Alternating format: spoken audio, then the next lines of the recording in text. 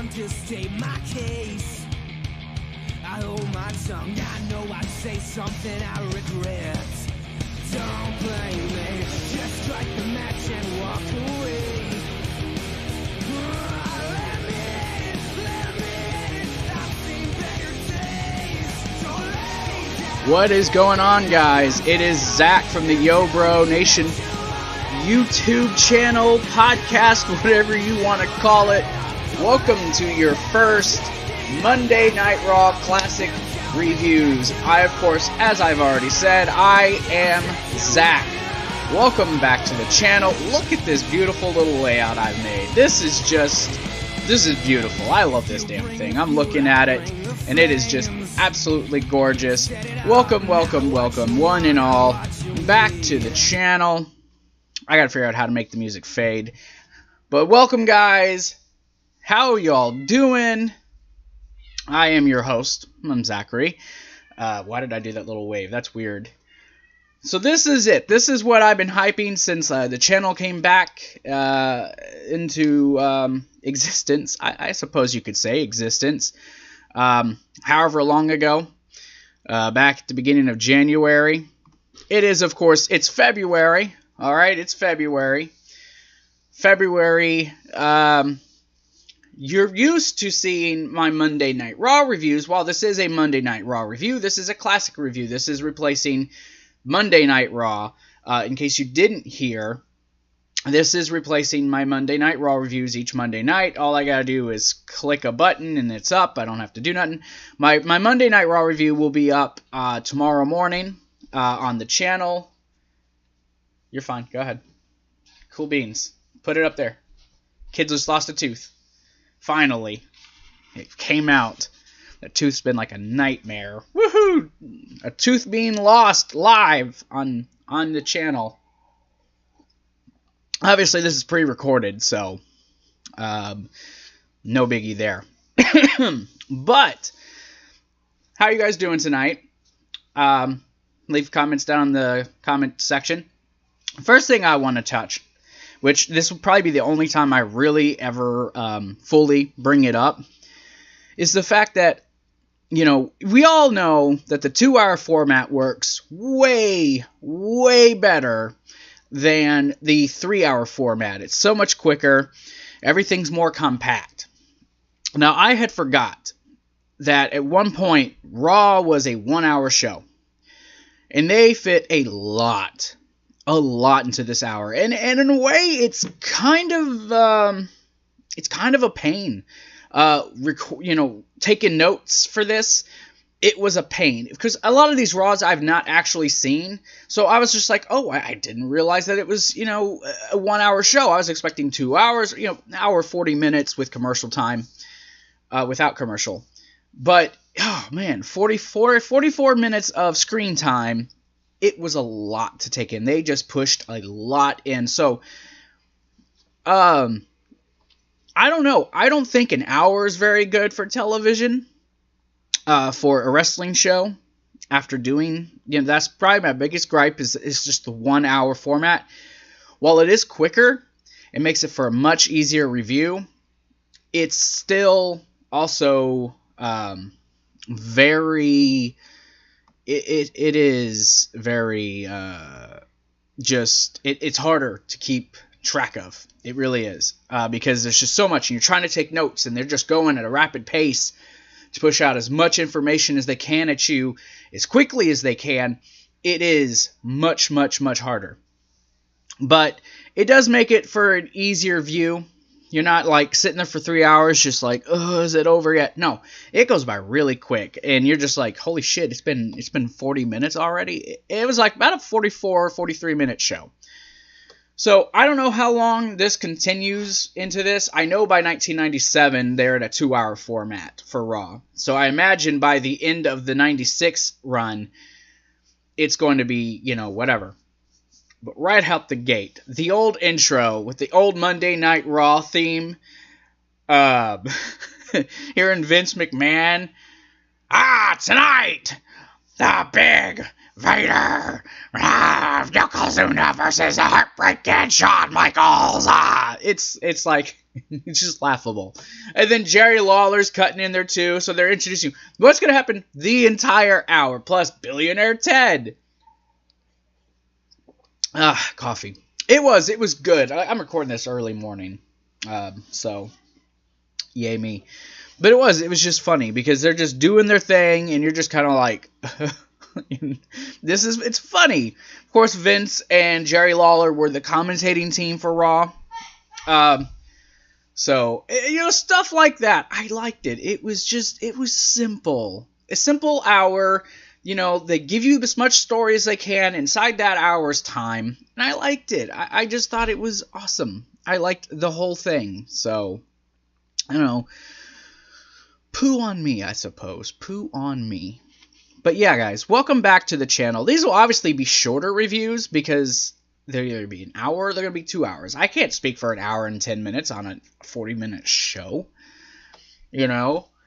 I maybe can this first initial one. Don't throw your tooth away. I'm looking for it back. Just sit it up there. Just sit it up on here. Up there. Yeah. Yeah. And then I'll show your mom when she gets here. And we'll give it to the tooth fairy. Yeah. So. Yeah.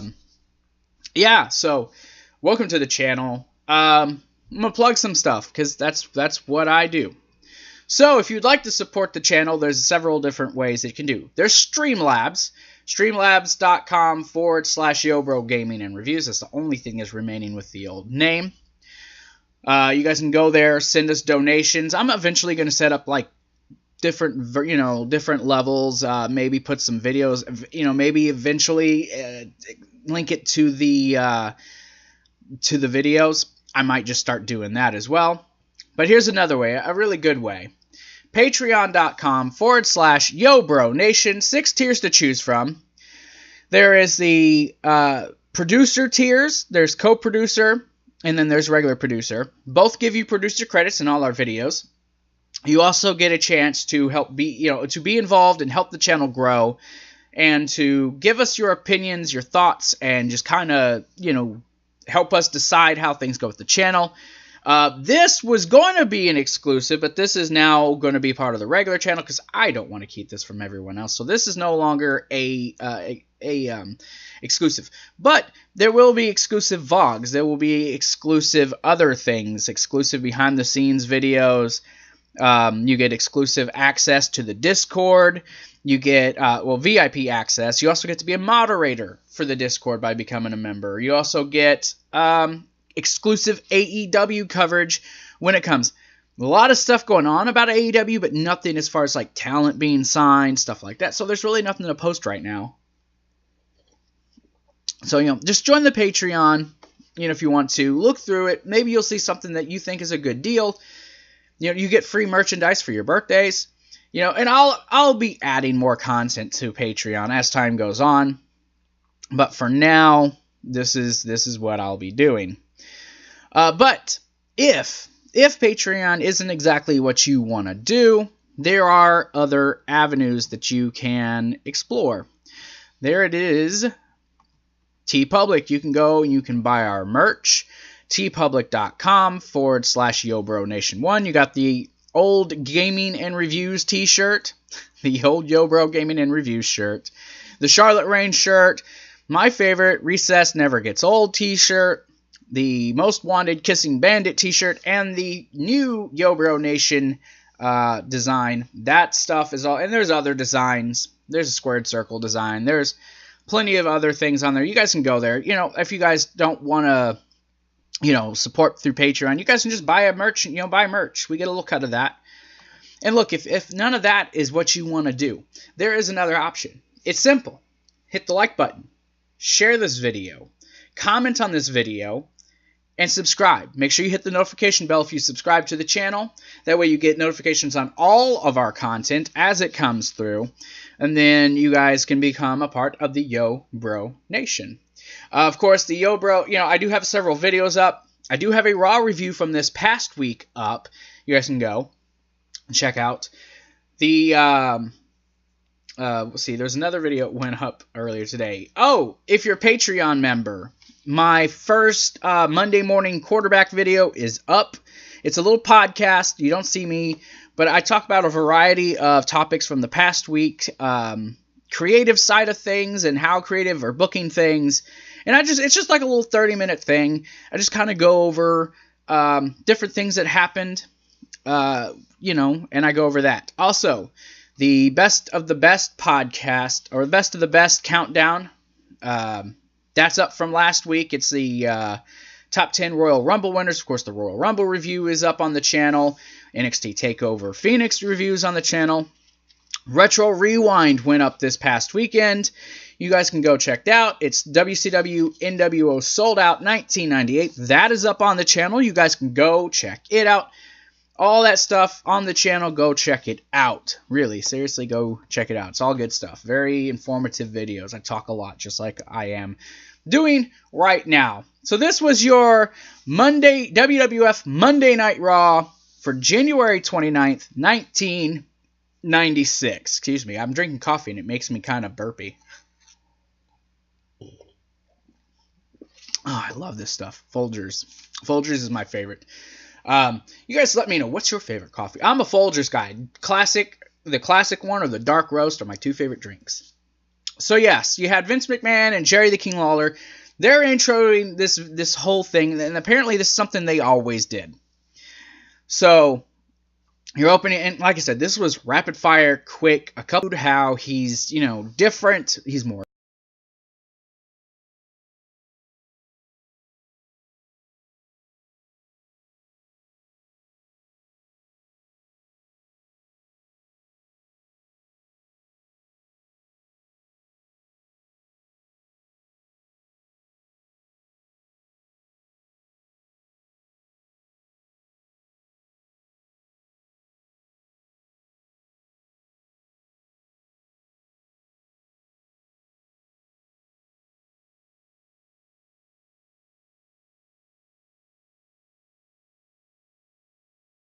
aggressive, which is very true. He was very my thing lagged. That's weird.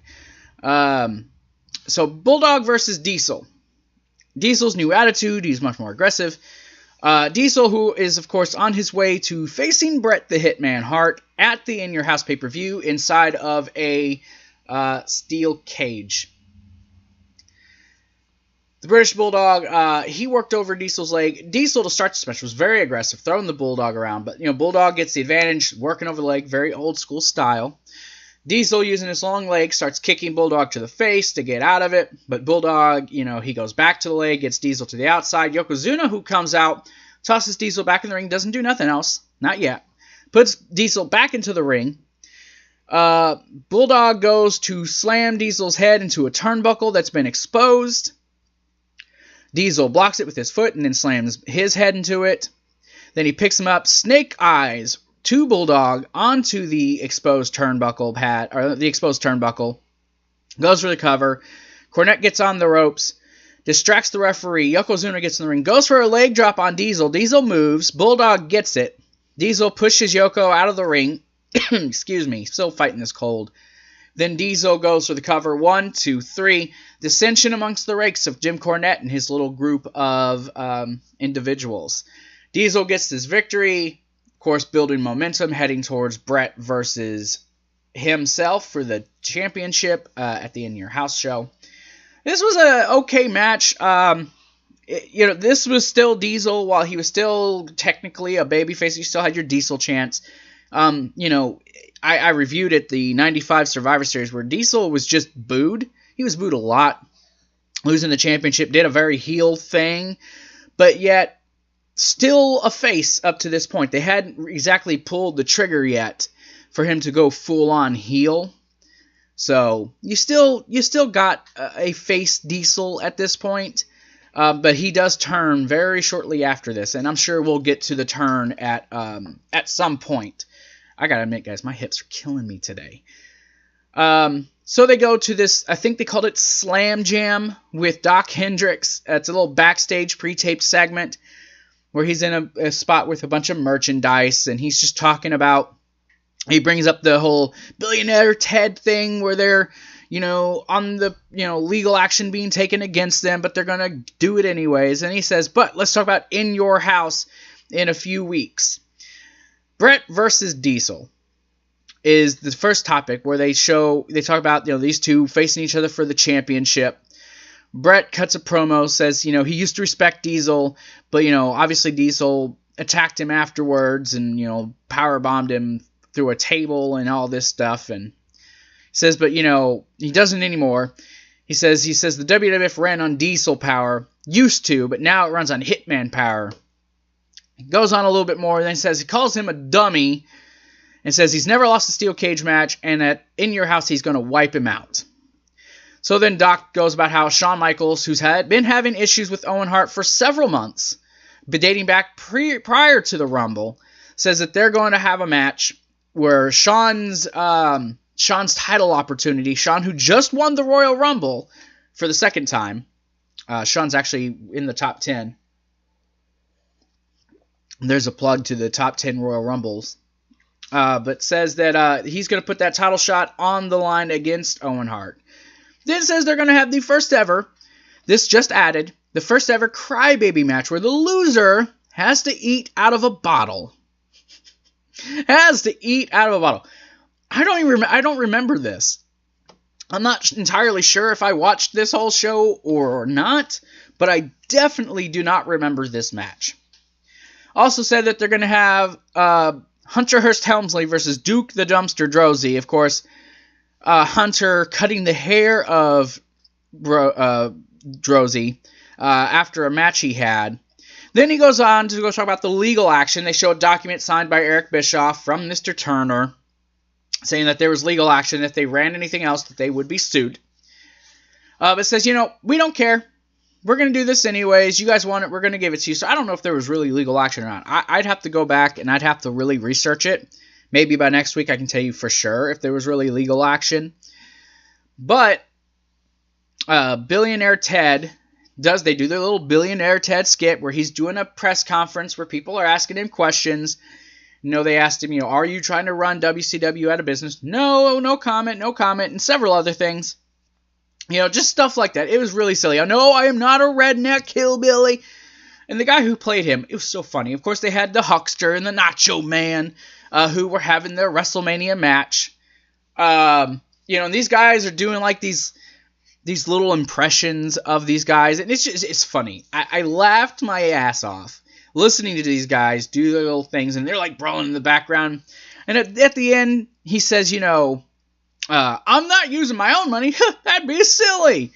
And then Huckster and Nacho Man are staring him down. He's like, what? Is it something I said? And he's like, Jane, where's my lithium? And it says, to be continued. So we got to wait till next week, I suppose, to see what happens. I think those skits were funny. The only one I remembered prior to this was the one they ran at WrestleMania with the Nacho Man and the Huckster. That's the only one I really remember, and I barely remember that one. It's been a while since I watched it. But I do remember these skits. Basically, they tried to make WCW painted out to be the bad guys. WCW to be the villains while trying to put the poor World Wrestling Federation out of business. Well, Billionaire Ted, you have your own networks. Why don't you put it on another night? Or are you just out to end the WWF? Like I told such and such, I'm gonna wipe the floor with him, or whatever it is that he said. Basically gonna crush him. We all know how history went. And I was thinking that during the thing, like, man, that kind of sucks. If only Billionaire Ted really got what Billionaire Ted wanted, things would be much, much better. So, we get the Body Donnas versus the Godwins, who had Hillbilly Jim. Of course, Sonny with the Body Donnas. Skip, Tom Pritchard was Skip, if you didn't know. And Skip, Skip was... Kip is Tom Pritchard. Skip is Chris Candido. And, of course, Sonny. She was out there. So they're taking on the Godwins, Phineas and Henry Godwin, who are cousins, and then Hillbilly Jim, who was out there with them. This was a short match. Even, I guess, back in 1996, they just did not care about their tag team division. This was like 3 minutes. And I understand it's a 1-hour show. They're trying to push a lot into it. I understand. No big deal. So the Body Donnas using a lot of double team tactics during this match. One thing I noticed throughout the match, their straps on their singlets kept falling off, so they kept having to adjust. Eventually, they would change gear. And then the Body Donnas go for a double team clothesline, miss, and then I think they called it the slop trough was the finish. Phineas getting the pin. It was a quick match, and then afterwards they're doing a hoedown, doing a square dance with Sunny, moving her around, and it was ridiculousness. You know, people talk about the hokiness now, you know, with what we're seeing on television. Not many people remember how hokey the WWF was back then. The WWF in the 90s was what Vince McMahon wanted all along. He didn't want to do the whole Attitude Era thing. So, you know, it was very hokey. It was the they call it the New Generation era, but in reality it was the gimmick era. Everyone was a gimmick. So then they run a promo, and the match was okay for what it was, but it was just a quick match. It was just it was there and then it happened. You know, that's basically what happened. Promo for next week's rematch with Brett and The Undertaker for the championship. That will be probably the main event next week on Raw, so I'm really looking forward to seeing and watching that and getting to review those two. Of course, Brett, who was screwed at the or Taker, who got screwed at the Royal Rumble by Diesel, who cost him the match because Diesel wants to beat Brett and be the champion again. Then they go on to have a promo package. It's Vader's destruction and what led to his suspension. He attacked a ref on Raw last week, then taking out Monsoon, who ended up suspending him indefinitely. Then they show us a little video with Jim Cornette and the lawyer. Forgive me for not remembering his name. Ooh, sounds like a seagull flying by. So they do the whole suspension thing, said that it was unlawful and prejudiced, this and that they will take legal action if the suspension is not lifted. Obviously, Vader it's eventually lifted, but we're going to play this out as if we don't know yet. Ooh, and some of us might not know. I don't remember what happens. I really don't. So, then you get Vince McMahon out in the ring, who says that he's announcing the next acting president to take the place of Gorilla Monsoon while he's out. They even send you this thing. Get well wishes can be sent to the P.O. Box, and it's the P.O. Box for Titan Towers. We know that. Vince announces that next person is going to be Roddy Piper. And then you get this promo that was so, like, up and down. A very up and down promo. He asks, Piper, starts to ask Piper a question. Piper keeps cutting him off. Hey, does this mean I'm your boss? Yeah, I want to be your boss. He says, hey, call me Mr. President. So Vince is calling him Mr. President. So that there's a lot of trepidation with him doing this. And Piper's like, yeah, there's a lot of trepidation. A lot of shaky knees amongst, people in corporate. He says, they could crush walnuts with how tight their knees are from all the trepidation. Piper said, went over the things that he's done, beating up Superfly, Jimmy Snuka, hitting him over the head with the coconut. Talk about what he did at WrestleMania 1, running off Cyndi Lauper and then taking on 10 of the best people in, Madison Square Garden in New York and never going to jail. And he went on a few things. Taking out Mr. T, throwing back to first WrestleMania. And then Vince McMahon asks him, what does he think of the new generation of the WWF? And I could tell that this was Vince trying to get the new generation over, because at this point their ratings were low. That WCW was competing with them. It wasn't super bad yet, but this was about that point where things were heading down a bad path for them, I guess you could say. So he puts them over, says they're some of the fastest, strongest, guys he's seen, even from his generation. They're, much better, well more equipped, and they're ready. He says, but they're a little confused. He says, but he's going to straighten them out. He said there'll be no government shutdowns. I mean, he just goes on this whole diatribe. He says he has more rules, and he's got in this little pouch on his kilt. Vince says, but you've never had roles. He's like, good point. So he puts it back in. He says, well, what can the fans expect? Like, this went on way too long. You got an hour show. Come on, pick up the pace. Come on, Vinnie Mac, pick up the pace. Says, what can the fans expect? He says he loves them, and they're in good hands. He says, what about the superstars? What can they expect? He says, everyone has to pay the piper, including you. And he picks up Vince McMahon, puts him on his shoulder, spins him around, holds up, and Vince is just like, yeah, okay. And that's pretty much how that went. Then they show this weird little promo. Okay, before I go on, yes, Piper was an authority figure, not only in WCW, but in the WWF for a little bit of time. This was not long before Piper left and went to WCW because he wanted to wrestle, and they just wanted him to be a backstage figure. I understood they wanted the whole new generation thing to start getting over, but Piper wanted to wrestle. He wasn't ready to hang it up.